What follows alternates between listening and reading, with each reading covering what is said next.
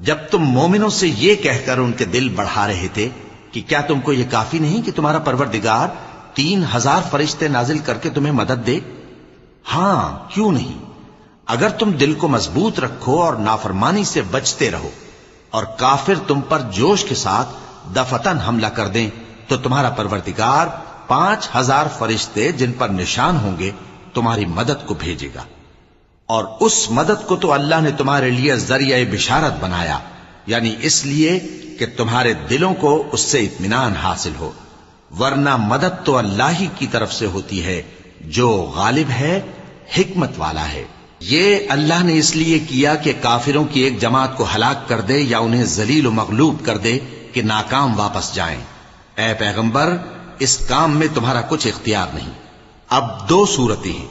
یا اللہ ان کے حال پر مہربانی کرے یا انہیں عذاب دے کہ یہ ظالم لوگ ہیں۔